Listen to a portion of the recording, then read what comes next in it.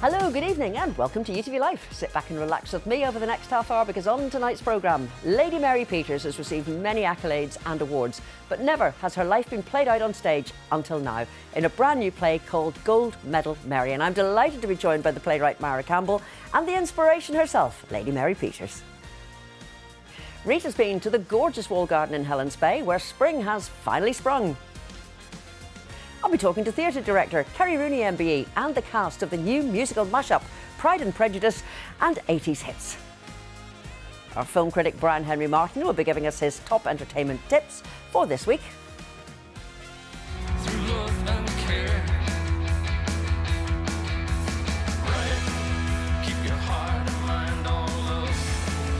And we'll have music from Paul Archer with his new single No Fear, which features Horselips Jim Lockhart on flute.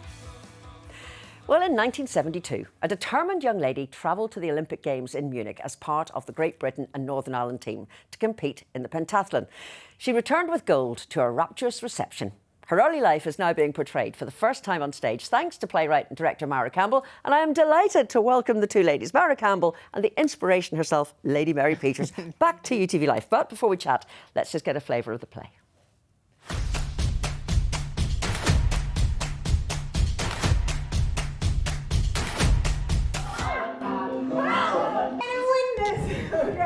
It's my first show with Rainbow, you know, I'm learning new things.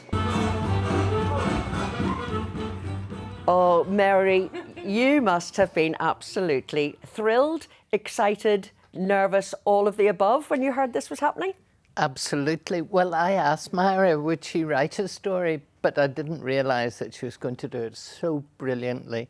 And when I went with my PA, Gillian, to see the rehearsal, I was blown away. I had tears running down my cheeks of joy because she had it so accurate and so good, and the kids were so enthusiastic. It was magic. Because we should say, Maire, this is the Rainbow Factory, part of Youth Action, the charity, and they throw their heart, soul, liver and onions into everything that they do, and that just comes across. But how nerve-wracking was it for you to create a play for this living legend? Yes, it was very nerve-wracking but very exciting really, and I've known Mary for a very long time, and so it was a real honour and a thrill, and I couldn't believe there wasn't that many, you know, so much art written about her. It was mainly factual and documentary, so I was able to take it and have a fresh sheet at what we did, and of course the young people couldn't believe that someone so brilliant was coming into our theatre to speak to them, and they were portraying her on stage, so it was magical. And Mary, whenever Maire was writing it, when she got the final draft, did you get a chance to read it through beforehand? No, I saw it in rehearsal. And was there anything that you wanted to tweak? One thing. One thing? Just one thing, and it was the caravan park that I used to go and stay in as a child down in Newcastle, and she had a different name to it, and I knew that people who went to Newcastle would know. The only thing I changed in the whole script. It was wonderful. Well, you see, she's from Omagh, she wouldn't I know. Sorry to anybody from Omagh. You know, I love Omagh and I used to spend my weekends in Omagh, so just Maire and I have known each other for a very long time. But to create the play, and now it's coming to the Mac. Yes. That is something you've been wanting to do with this play. Because as we said, there's documentaries, there's Mary's biography, but to put it on stage is lovely for a wider audience to see. It is, and Mary always comes to our shows at the Rainbow Factory and says, I wish, you know, so many more people could see it, and so we're fulfilling a dream of both of us to take it to the larger theatre in the Mac and also our own Rainbow Factory Theatre the week before as well, and it's already almost sold out, so if you do want to come, please do, and Mary's going to be there herself to talk to the audience afterwards. Oh, that's fun. It's the 28th of April. In the Mac. And Mary, what's lovely also is your trust is supporting the play too. But we've got to talk about the trust and just the work that you've done, because you were the first medalist from Northern Ireland, gold medalist from Northern Ireland. Robin Dixon, of course, in the Winter Olympics in the bobsleigh. Yes. And then Daniel Whiffen and then Hannah Scott were the next ones in that distance. And Rhys McClenaghan. Rhys McClenaghan as well. It must be so heartwarming for you to see those young athletes doing so well. And also, I mean, the Paralympians are doing so well, and all the other sports that are grassroots level that you help. Well, this is our 50th anniversary over this period, and so we're celebrating that as well, because we've had 5,000 young people benefit from the trust.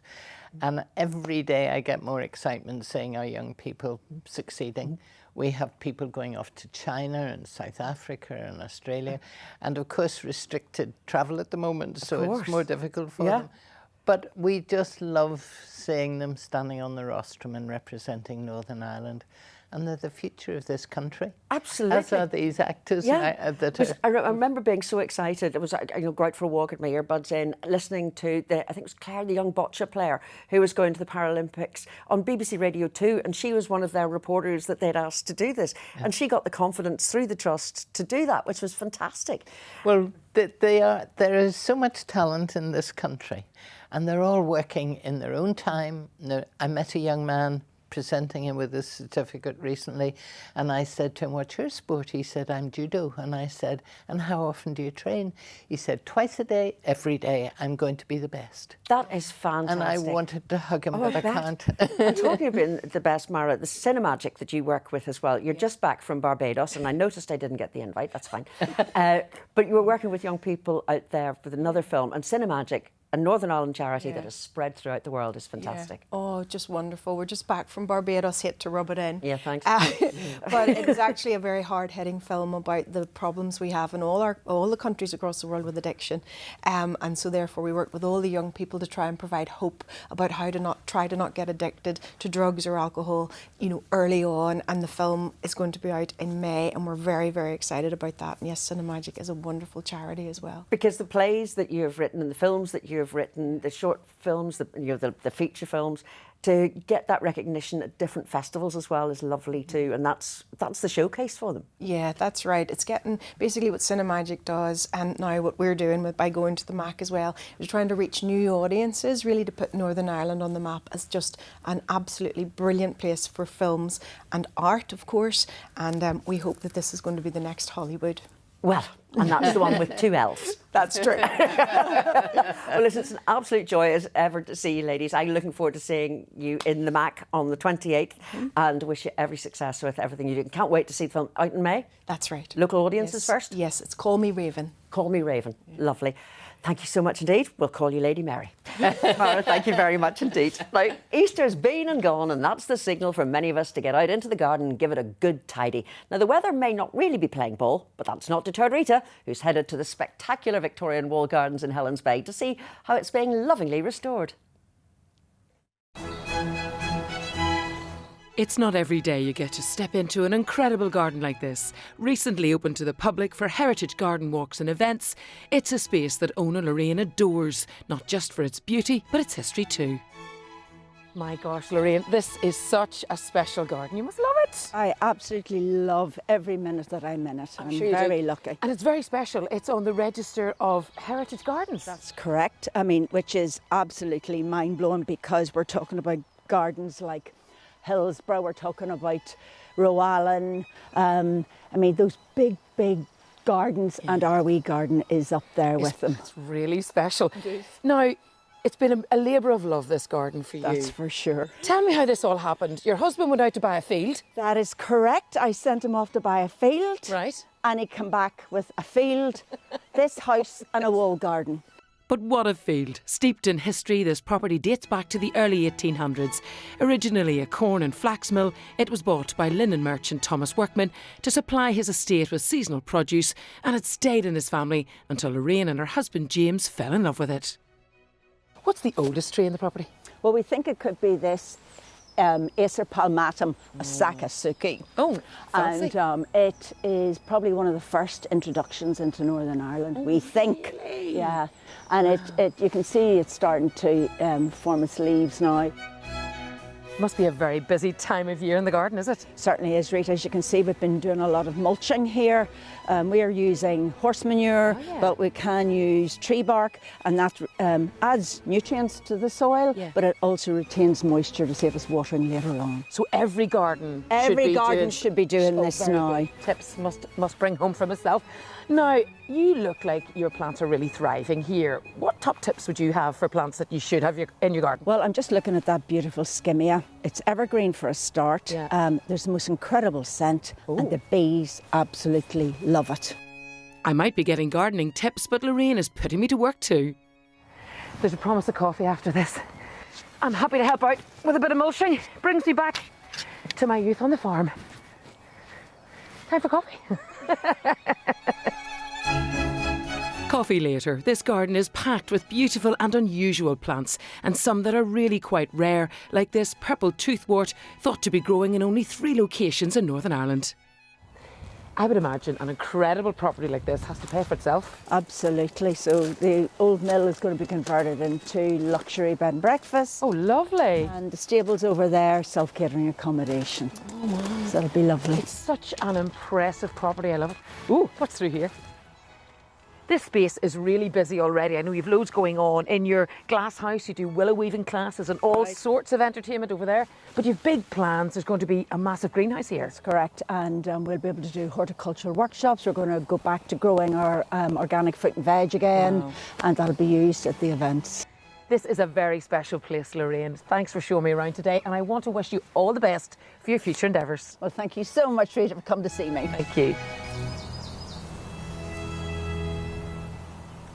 Stunning. Well, still to come, I'll be talking to writer and theatre director Kerry Rooney, actors Sam Hunter and Clara Mullen about their new musical Pride and Prejudice and 80s hits. And we'll have music from Paul Archer with his new single No Fear, which features Horselips' Jim Lockhart on flute. So we'll see you shortly.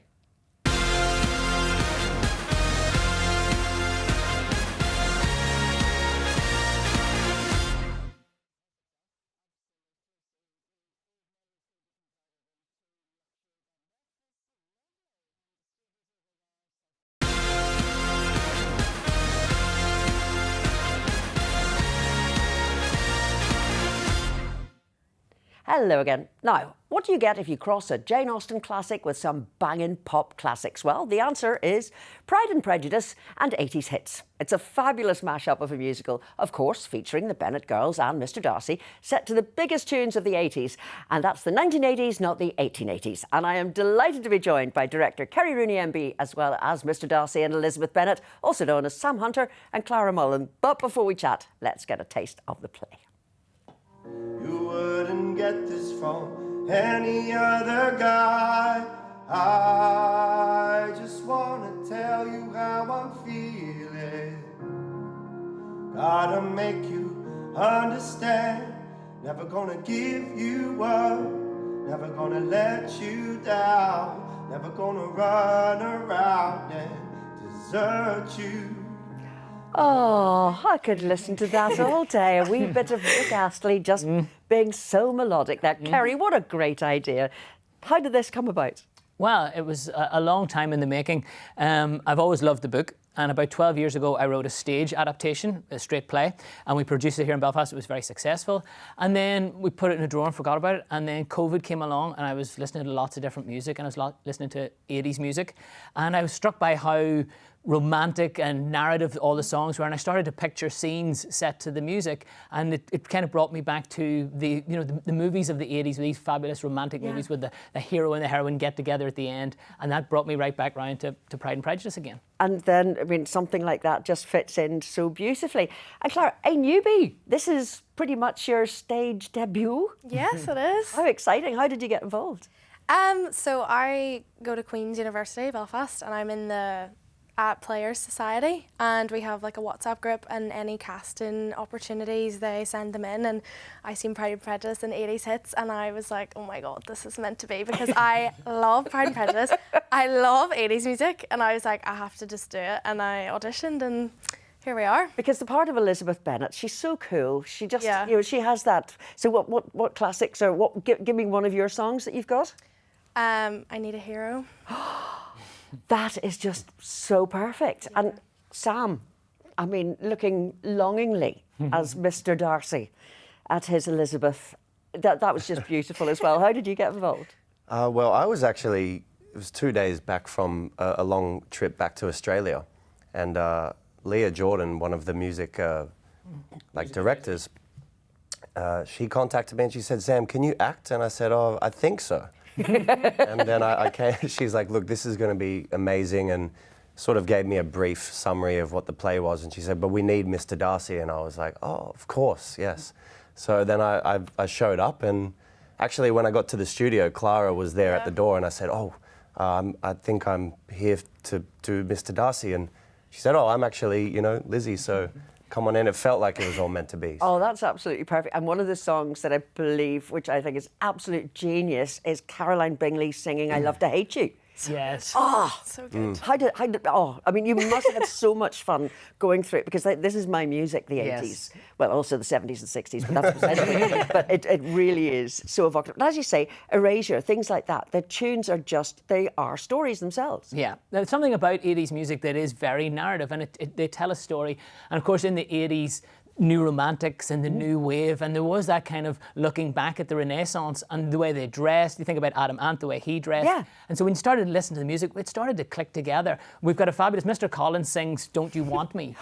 You know, it's just as soon as we started, we found that it was just clicking into place so well. What has Mrs. Bennett got? She must have a classic. Mrs. Bennett has Material Girl.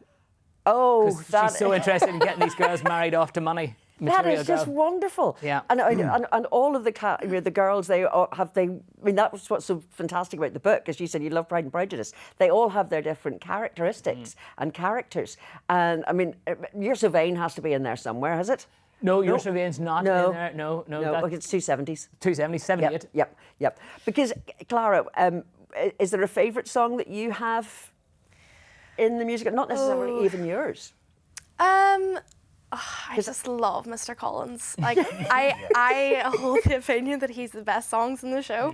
But it sounds like it's going to be such an exciting production as well. And Sam, as you mentioned, the Australian accent coming through. You know, I may not be Miss Marple, but I did detect it. How did you know? So, you're based here now. I am, yes. Just followed the opposite direction of what most Irish people do. My family are all from here, right? And they migrated to Australia all those years ago. So, and are they still there? I've got family here and there and everywhere. But it feels right ever since I moved to Belfast, late 2024. I've just felt so at home, and I've always loved this place. Well, you're very welcome. Thank you very much. And Kerry, congratulations on your MBE. Well, thank you. And Kaleidoscope Theatre Company. That it gives a little bit of a background to it, because it's not just a straightforward theatre company. No, we're not. No, we've done such a wide variety of things. We were very successful. We did a long project working with older people in the arts, a thing called Acting Up, where we did plays where we helped older people to get on stage, and we wrote plays about their experience, because we felt that older people were slightly voiceless. And so we did that for a long time. We worked with young people. We've done musicals, but we also do some of the big events and things like that, and we also dabble in heritage and things like that. So it is I'm somebody who bores easily, so I'll do something for a while, then I'll go on board of that, and I'm going to do something else, and then. But theatre has always been the thing that I keep coming back around to, because it's my first love. It's how I got into all this, and it's the thing that I love most of all. I love being in a rehearsal room, and that's what's so enjoyable about this. The whole playing around with it aspect. We were able to say, what about this song here, or what about, would that work if we did this? And so that's what I love about music as well. No music should be put into a genre and a category. But listen, I cannot wait to see Pride and Prejudice in 80s Hits, 7th to 9th of May in the Waterfront Studio. Wishing you all the very, very best, and thank you for joining us this evening. Thank you so much, Pamela. Well, now here's Brian Henry Martin with his entertainment tips for this week. In the cinema, who wouldn't want to jet off to Italy, stay in a gorgeous villa for free, and fall in love with a beautiful stranger? He told me about his big old villa just sitting there. Empty. Don't come calling me from no Tuscan jail. Halle Bailey and Reggae Jean Page star in the sun-filled You, Me and Tuscany. Next, one film, 3 stories in 3 locations: New Jersey, Paris and Dublin. It's father, mother, sister, brother. Always been my favorite son. Well, your only son. As far as we know. From the legendary director Jim Jarmusch, with Tom Waits, Adam Driver and Kate Blanchett. And finally, new theatre from Bright Umbrella, an East Belfast love story set during the devastating Blitz of April-May 1941. A Bomber's Moon plays at the Sanctuary Theatre from the 14th to the 19th of April. Don't miss it, and have a great week. And lovely to see the sun shining on Brian there. Well, that's just about it for tonight. I'll be back next Friday evening at 7. I hope you can join me then. But playing us out tonight, it's singer-songwriter Paul Archer with his new single called No Fear, which features Horselips legend Jim Lockhart, no less, on flute. Have a nice weekend and have a very good night, and I'll see you next week.